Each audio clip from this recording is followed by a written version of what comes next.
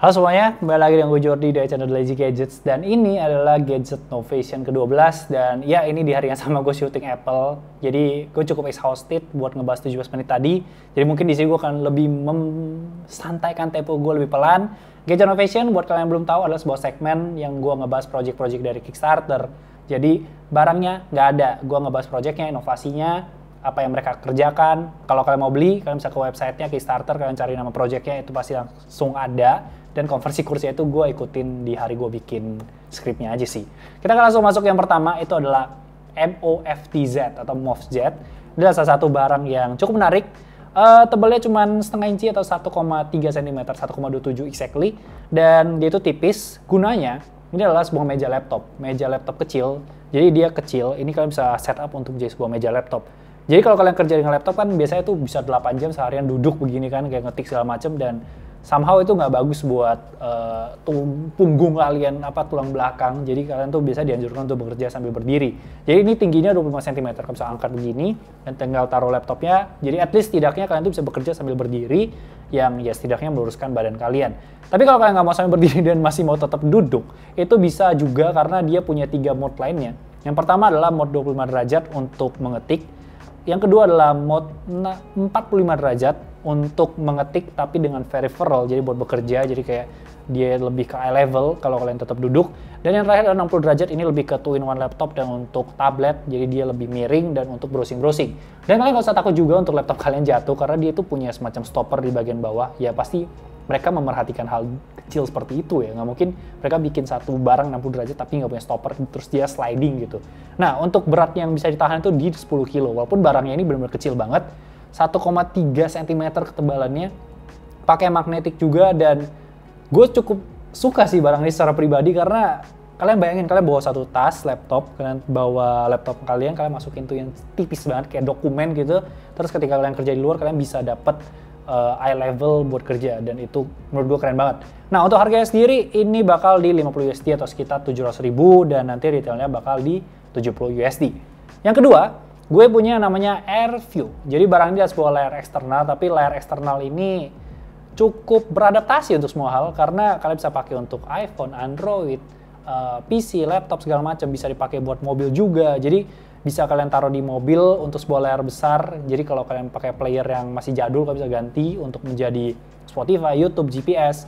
Untuk sekedar entertainment, kalian bisa tempel di bagian belakang mobil kalian untuk buat nonton dalam layar lebih besar. Untuk bekerja, kalian bisa taruh di sini untuk menjadi sebuah layar yang, apa istilahnya ya? Layar tambahan untuk main game juga bisa biar lebih enak gitu mainnya. Dan kerennya lagi, ini semuanya wireless dan tanpa kabel sama sekali. Jadi bener-bener impresif.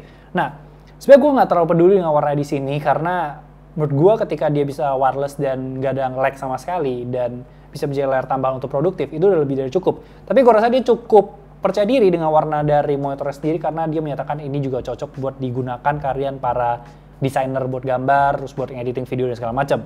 Jadi kerennya lagi salah satunya adalah buat kalian yang bikin konten pun, kalian bisa connect untuk syuting. Biasanya kalian kalian itu depends banget sama smartphone kalian, mungkin Galaxy Note 10 buat syuting, itu kalian bisa ngeliat layar lebih besar, jadi kalian bisa mendapatkan gambar yang lebih detail dari apa yang kalian shoot. Nah, ini dia punya 2 varian, yaitu untuk 13,3 inci itu bakal di 300 USD atau sekitar 4,3 juta rupiah. Retailnya itu bakal di 500 USD. Dan satu lagi tuh di 15,6 inci, 340 USD atau 4,8 juta rupiah. Retailnya itu bakal di 550 USD.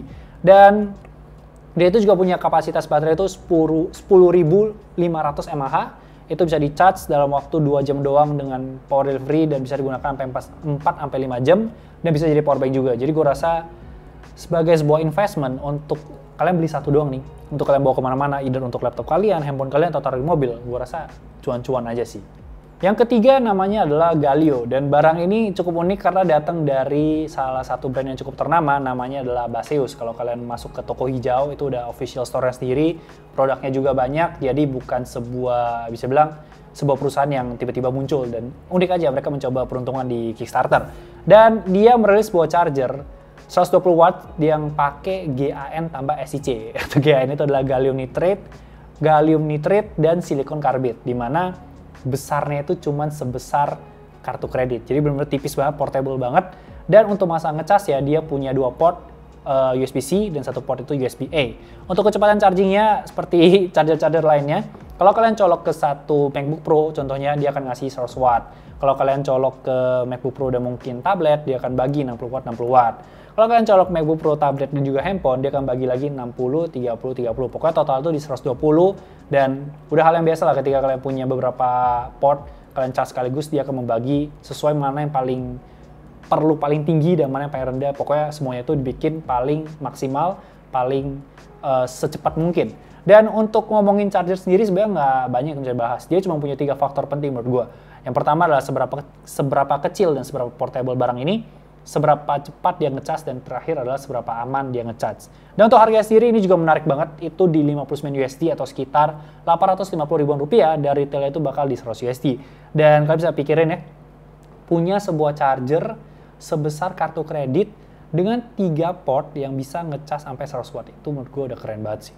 Yang keempat ada Privly. Jadi ini sebenarnya kalau dibilang tuh dia eksternal, layar eksternal, kurang lebih sama AirView. Kalau AirView tuh kan powernya mungkin dia bisa adaptasi ke apa aja, dia punya resolusi, dia punya warna yang mungkin terhitung oke.